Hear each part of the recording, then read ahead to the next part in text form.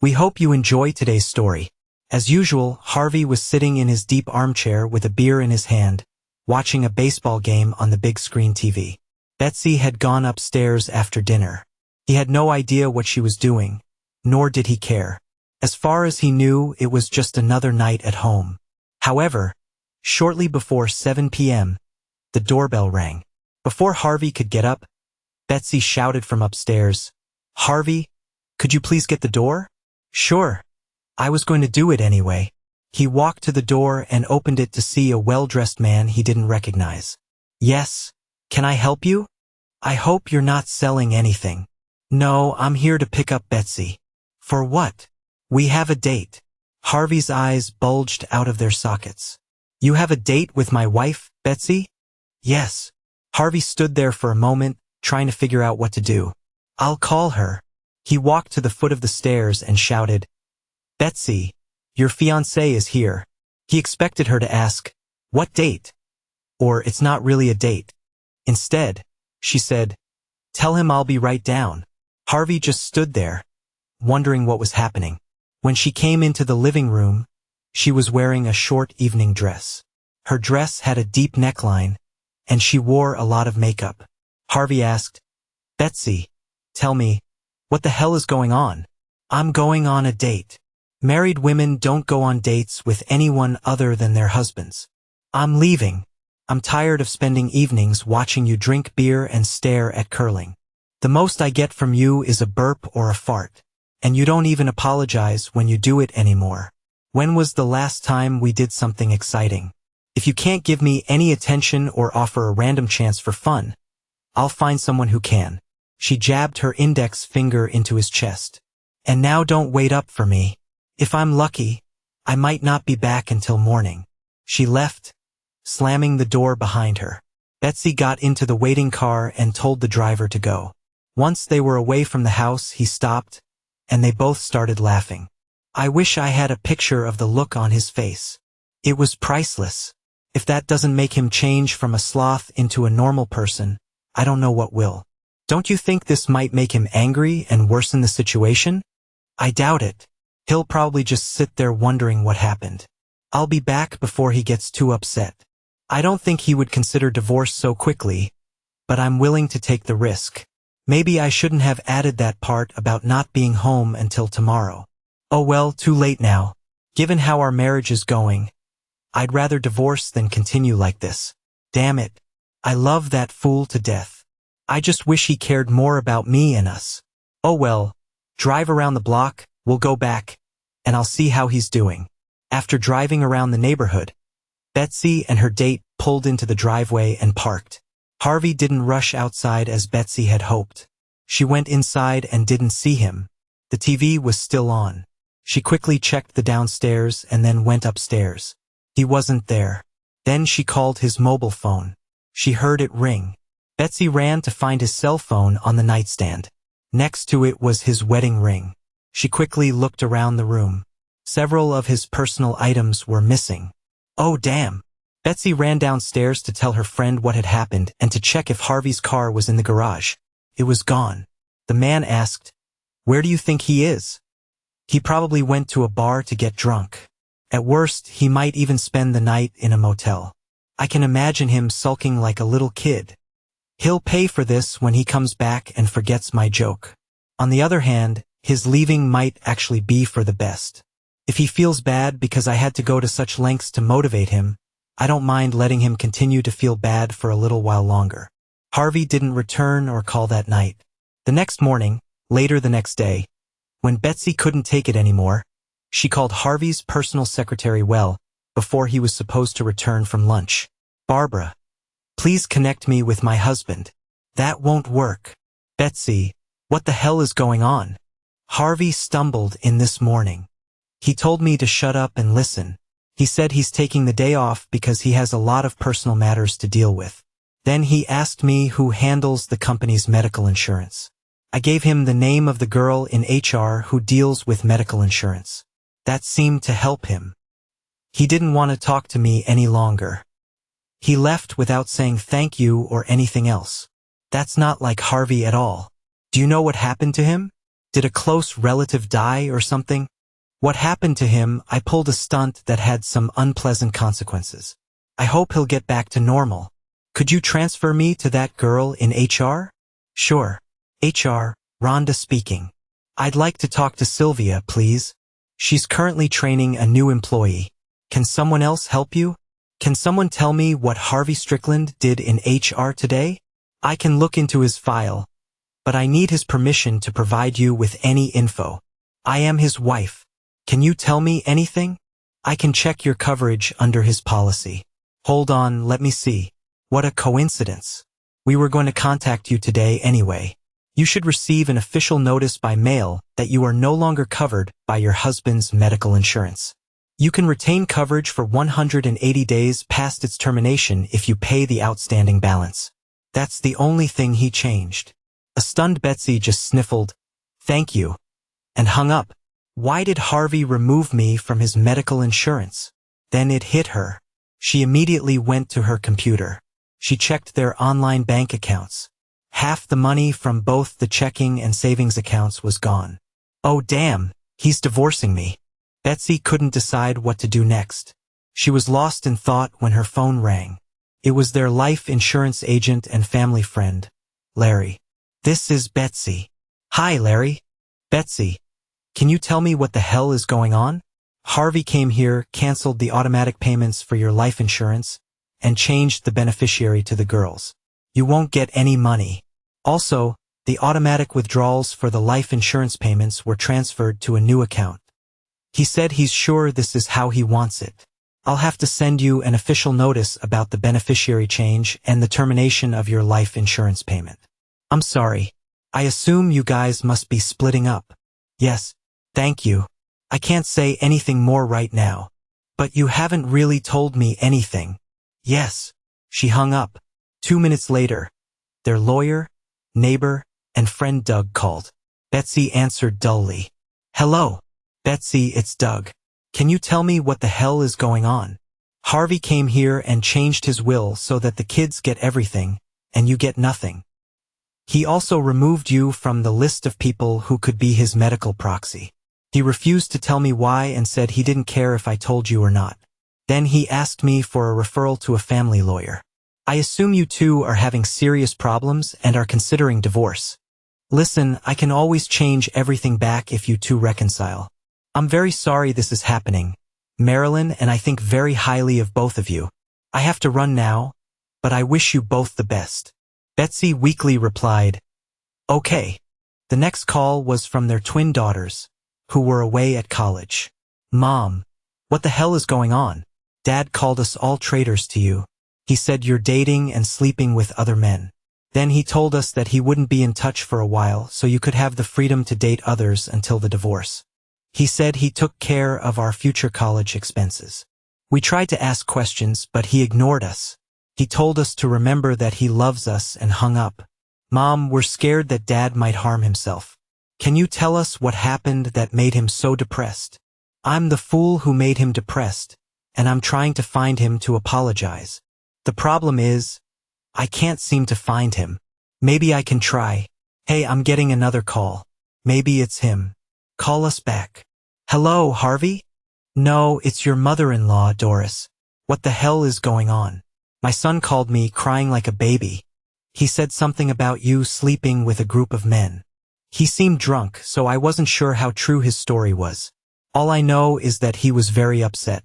Anyway, he said he's going to solve the problem by giving you your freedom. The worst part is, he thanked me and his father for raising him right. Then he apologized for betraying his upbringing. He said goodbye. I didn't like his tone. He hung up before we could ask any more questions. He hasn't answered our calls since. Betsy, I'm afraid he might do something stupid. What happened between you two? I tried to get Harvey out of his empty nest rut and enjoy life with his wife.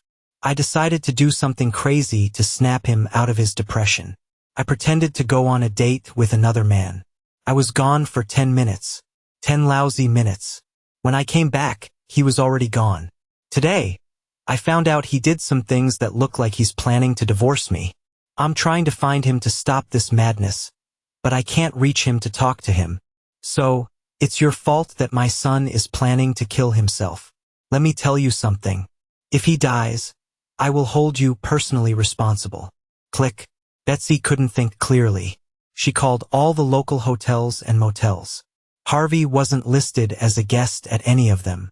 Betsy called the police and tried to file a missing person report, telling them she feared he was going to commit suicide. This information made no difference. She would have to wait another day before reporting it. Betsy took a sleeping pill to fall asleep, although the thought of suicide crossed her mind if Harvey died. Fortunately, she knew the code to the safe where Harvey kept his automatic pistol and ammunition. She woke up groggy and turned on the TV news. The local channel was broadcasting a live interview from the scene of an accident. This is Lamar Jackson from TV3 News. It seems that last night, Bender's Curve claimed yet another victim or victims. We are here with Sergeant Cantor from the State Police. Sergeant Cantor, can you tell us exactly what happened? It appears that a vehicle went off the cliff. You can see it bypassed the strongest part of the reinforced guardrails. The driver was either very unlucky or knew what they were doing. What is known at this point? Given the lack of skid marks, it looks like the driver might have lost consciousness, been under the influence of alcohol or drugs, or possibly committed suicide. How did you even know an accident had occurred? The driver traveling in the opposite direction called the police. He's here now. The camera switched to a young man. The reporter approached him. Young man, what's your name? I'm Sean Carpenter. Am I on TV? I just want to say hi to my mom. Hi, Mom. He grinned from ear to ear. Sean, tell us what you saw. Well, I was driving home when I saw this big truck coming towards me. It swerved a little, then crossed into my lane. I hit the brakes, and it suddenly swerved right, hit the guardrail and went over the cliff. Can you describe the truck? Sure. It was a red Ford F-150, probably a 2019 model. It had a decal of a Western Kentucky Hilltopper on the back window. Did you see who was driving? No, the truck's headlights were on, and I only got a glimpse of the driver. He looked like a man. I don't think there were any passengers. That's all I know. Thank you. Sergeant Cantor, have you called for help to find the truck that crashed through the guardrail? Well, we don't know for sure what broke through the guardrail. We assume it was a truck, as Mr. Carpenter reported. From here, it's impossible to see what it is. We have a search and recovery team for the mountains, but they're currently conducting search and rescue operations in another part of the state. I don't know when they'll be able to get down there and check. But what if there's someone alive down there who needs medical help? Then you'd be witnessing a real miracle. No normal person could survive such a fall onto those rocks. I wouldn't risk the lives of those not adequately trained to attempt an expedition just to find out. We just have to wait for the mountain rescue team. Betsy didn't need to wait to guess. She assumed what had happened and who was dead. She began crying as soon as they mentioned the red Ford F-150 with a decal. She ignored the ringing phone. She had been crying alone for 3 hours before the twins arrived. When she didn't answer their call, they got worried and rushed home to be with her. Their grandmother had called and told them about the news on TV about the red F-150. Despite the absence of a body, they were almost certain that it was their father who had crashed. The older of the twins answered the call on her mother's phone and handed it to her. The caller ID displayed the name of a law firm. Hello, this is Betsy Strickland. She could barely pronounce her last name due to choking back tears. Mrs. Strickland, my name is Chris Andrews. I'm a lawyer at the same firm where your acquaintance Doug works. Your husband hired me to represent him in the divorce process. I probably shouldn't be calling you, but Doug persuaded me to do so. I was contacted by the Riverton police from Caldwell County. They were called to the scene of a robbery. The individual involved suffered a head injury. His wallet and keys were stolen. He was taken to the emergency room.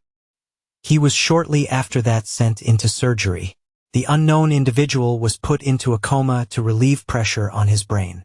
The only thing he had on him was a motel room key. They traced it back to Harvey Strickland. Among the papers in his hotel room is a copy of the divorce agreement.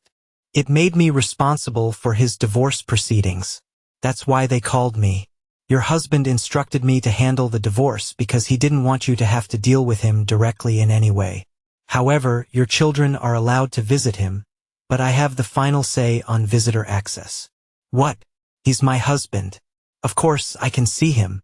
I'm very sorry, but the directive he signed gives me, and only me, the authority to make decisions regarding the divorce and his medical care. I must follow his last verbal instructions. If you want to hire a lawyer to contest this, you should do so immediately. Isn't the divorce process halted because of his condition? No, ma'am. I was given clear instructions to pursue the divorce no matter what, although I don't think he anticipated being robbed. Does this mean all the financial, insurance, and beneficiary actions he took won't be reversed? Yes, ma'am. All those actions were completed by him, and at this point, I have no evidence that he wants them reversed. Of course, there's no evidence. He's in a coma. This is just ridiculous. I tricked my husband into believing I was going on a date with another man. When I came back to tell him it was a joke, he was already gone. He got rid of his cell phone, so I couldn't tell him it was a joke. There are no grounds for divorce and no reason for the actions he took in response to the joke. I don't mean to be disrespectful, but that's what you're saying now. I have to follow what Mr. Strickland instructed me to do. He confirmed this in writing. I have no other choice. I hate to tell you this, but tomorrow you will be served at work per Mr. Strickland's request. Once you get a lawyer, have them contact me to discuss the next steps. I don't care. He's my husband, and I'm going to see him if I want. I forgot to mention, the envelope you'll receive contains a restraining order requiring you to stay at least 300 meters away from him. The petition he proposed is very generous. He stated that he wants you to have a chance with the man you truly want now. Betsy told the children what the lawyer said. It was impossible to believe what had happened. Betsy said she would go to the hospital no matter what they said. The girls agreed to accompany her. It didn't take long. The hospital didn't have a copy of the restraining order, but no visitors were allowed due to COVID restrictions for all patients. They said that once he was moved to the ICU, he could have visitors, but only one person for 10 minutes every 2 hours. Betsy and the daughters returned home unsatisfied. By the time Harvey was moved to the ICU, the restraining order had already been issued. One daughter could visit him, but it was of little use. He was unconscious, and if he understood anything they said, they couldn't tell. A few days later, the mountain search and rescue team found the truck. It was assumed that the robber was the deceased driver. Harvey's wallet was there, but several hundred of the $6,000 were missing. This was likely due to the few bottles of rare Kentucky bourbon found. One was more than half empty. As time passed, Betsy found herself in a difficult financial situation. Harvey had forgotten to transfer his paycheck deposit into the couple's joint account, which was used to pay the mortgage and other bills. Betsy did hire a lawyer, who filed a court request to grant her access to half of the money remaining in the account. Finally, the time came to bring Harvey out of the drug-induced coma and wake him up. When he awoke, he said he didn't know who he was. The diagnosis was temporary amnesia. Linda, one of the twins, brought photos and shared memories to refresh his memory. All efforts were in vain. He didn't even remember the lawyer who held his power of attorney. In his condition, he was deemed insufficiently informed to have the restraining order lifted. When Harvey came out of the coma, he was given a memory test to determine if he had amnesia. Harvey quickly realized what they were doing and decided to pretend. He was told that his daughters wanted to see him. Carol, the other twin, was the first to see him. He asked her who she was. "Dad, I'm one of your daughters, Carol. You were attacked and went into a coma. We've been waiting for you to wake up." "We?" "Yes, Linda, Mom, your wife and I." "I have a wife?" "Yes. Why isn't she here?" "She's not allowed to come. You two had a misunderstanding, and there's a restraining order against her visiting." "My God, does she want to harm me?" "No, Dad. She poses no threat to you. You were really angry with her." "Why?" "She pretended to go on a date with another man. Before she could come back to tell you it was a joke, you left and started the divorce process. Now that you're awake, you can stop all of this." How do I know she didn't go on the date she says she didn't? Didn't you just say she said she was going on a date? Yes, but that was a lie. So she lied about going on a date but is now telling the truth about not going on a date? I might not remember you or her, but I'm not a fool. I must have taken steps to protect myself. Sorry, miss, but your 10 minutes are up. You'll have to leave now. 2 hours later, his second daughter arrived. I talked to you earlier, didn't I? No, that was my twin sister, Carol. I'm Linda. Don't you recognize me? I'm sorry, but not yet. You and your sister are very attractive young women. Were we on good terms? I understand your mother and I were separated. We were on good terms. Mom played a prank on you, and you were attacked and got a head injury before she could tell you it was a joke. You started the divorce process before you found out. You need to stop this, Dad. I don't know what to do. I don't know if you're my daughter or not. I don't know who my wife is, if I even have a wife. I don't think I should do anything until my memory returns, if it ever does. Do I have a lawyer? You have two. One for regular matters and a divorce lawyer. You gave him permission to proceed with the divorce. Maybe if I talk to him, it will help refresh my memory. Can you contact him or her and ask them to come visit me? Of course. Anything to help you regain your memory. Dad, can you let Mom visit you? It's killing her that she can't see you and apologize. I don't think I would feel safe around her. Maybe later. Mr. Strickland, I'm Chris Andrews, your family law attorney. Do you remember me? Is everything we discuss confidential? Absolutely. Good. I don't have any amnesia.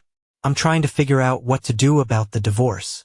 What I remember is that I told you to give her enough so she could move on without me.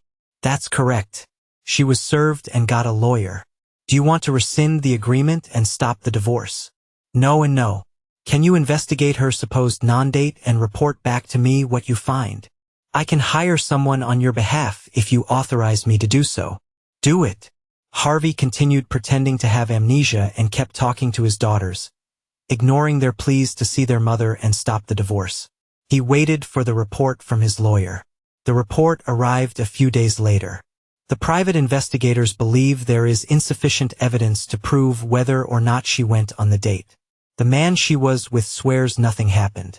But he's married and might be afraid to tell the truth. It's up to you whether to believe her or not. I was afraid of that. Thanks for the information. I think it's time for me to regain my memory. I want you to proceed with the divorce.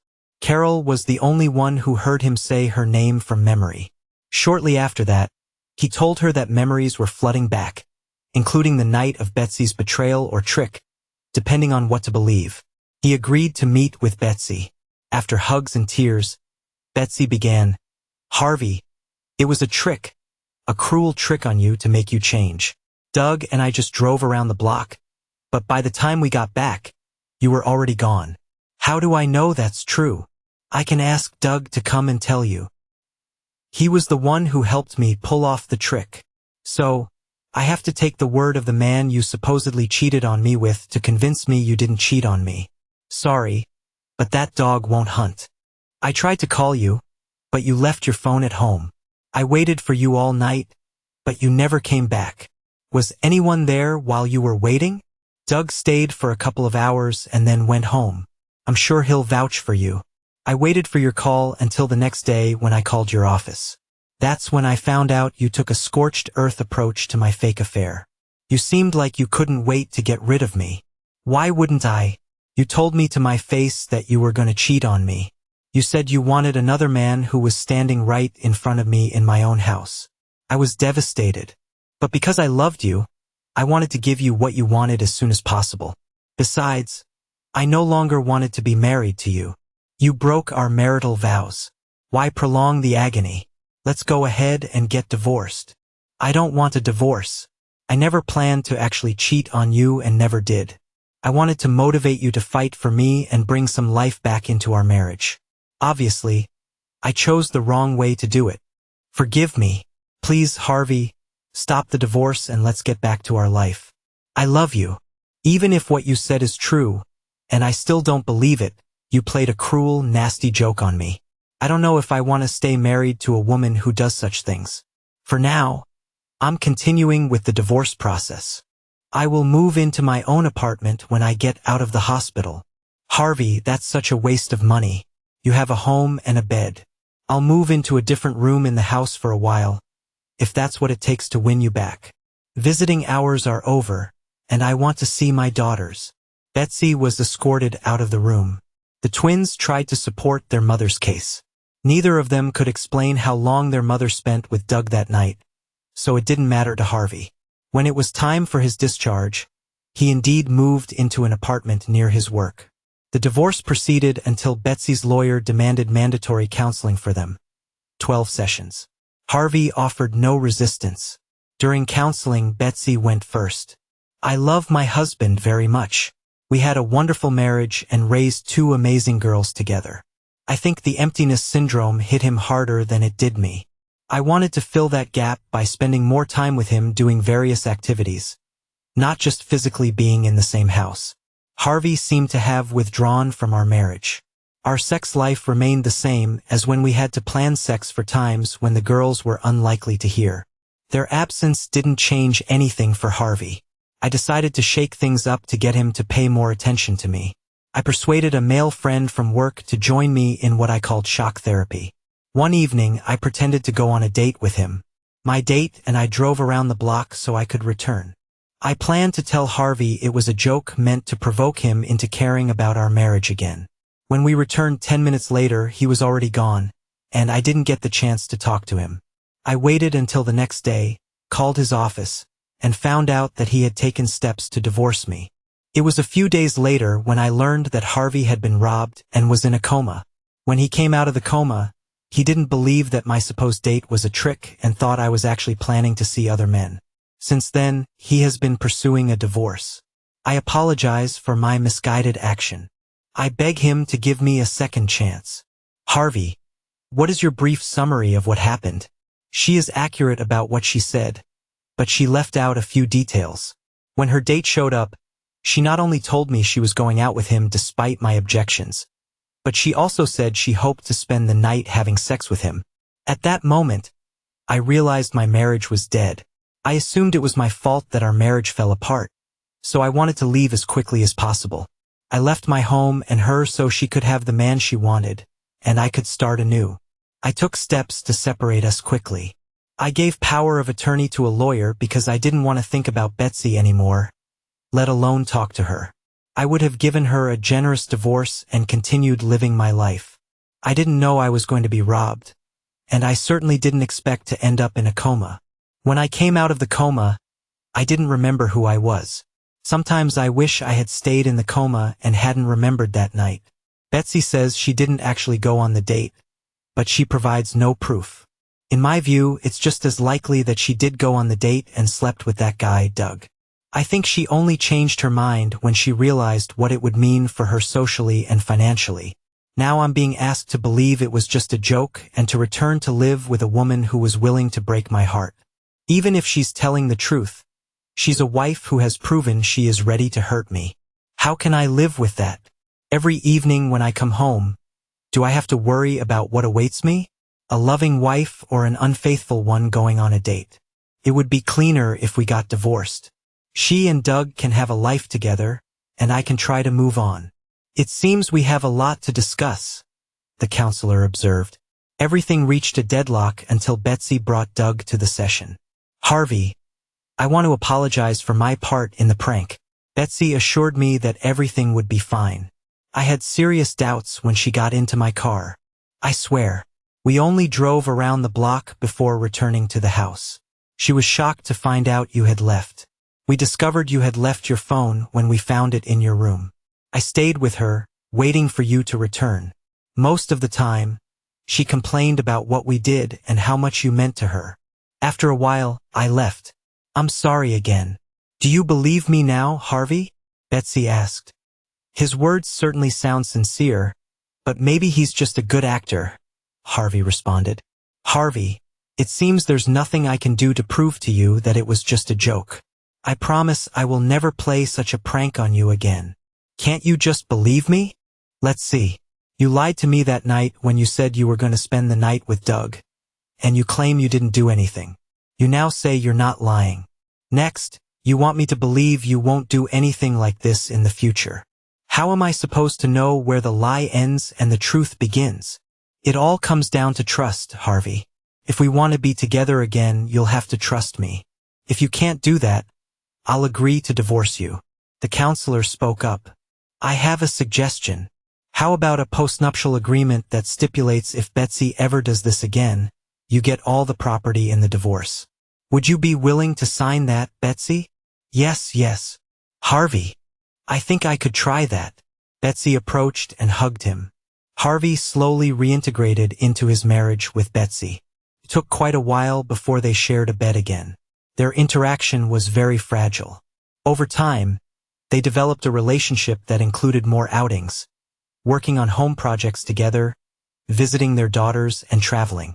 Their sex life was more active than before the incident. Betsy began to feel comfortable at home. One day, Harvey called and told Betsy not to prepare dinner. It seems we are going somewhere. He had to hang up quickly, so Betsy didn't know the reason. She remembered the reorganization happening at his work due to a merger. Betsy assumed he had received good news about his position after the reorganization. Harvey entered the house and immediately went upstairs. I'm changing for the evening, he commented on his way. Shortly after, the doorbell rang. Betsy opened the door. A woman, who looked about 10 years younger than them, stood there. She was very attractive and professionally dressed. Yes, can I help you? I'm here for Harvey. We have plans tonight. Betsy remembered the incident she had tried to forget. She thought he was finally trying to get revenge. An idea came to her mind. She invited the woman in. You have a lovely home, Mrs. Strickland. Thank you. Excuse me for a moment. I need to tell Harvey you're here. She shouted. Harvey, your companion is here. His response was indistinct. She assumed he said he would be down shortly. She returned to the woman. Betsy was about to ask her a question when she heard Harvey coming down the stairs. She decided to take action. Betsy wrapped her hands around the woman's throat and began to choke her lightly. You husband-stealing wench. The woman, whom Betsy assumed was part of a revenge prank, began to resist. Harvey shouted, Betsy, stop. What the hell is going on?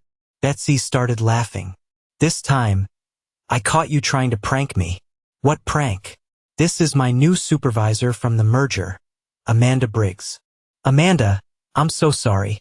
I don't know what got into her. Amanda frowned at him. I like to think my subordinates are normal people both at work and outside of it. You can say goodbye to your new position if this is what you consider normal. I'll be in the car waiting for you to take me back to the hotel. Amanda, please give me a chance to explain before you do anything rash. She stormed out the door. Betsy sat on the couch, crying. Thanks a lot, Betsy. Just when I thought our marriage was getting back to normal, you ruin our marriage and my job. That's it. I'm leaving to try to save my job. I won't be coming back to save our marriage. He headed to the car. Betsy ran upstairs and collapsed on the bed, sobbing. What the hell is happening? What have I done? About 15 minutes later, Harvey and Amanda returned to the house. He called Betsy downstairs. They explained to her that she had been pranked. Betsy clung to Harvey and screamed how sorry she was. Later, they went out for dinner and drinks. Amanda shared how she was scared she might get hurt, but that Harvey's help with the prank made it worth it. Betsy eventually reached a point where she could laugh along with them. When Betsy and Harvey returned home, she went to tidy up the kitchen before bed. Harvey went upstairs. He immediately noticed that his automatic pistol, which he kept locked away, was lying on Betsy's nightstand. Examining the gun, he found a bullet in the chamber and the safety off. His heart sank.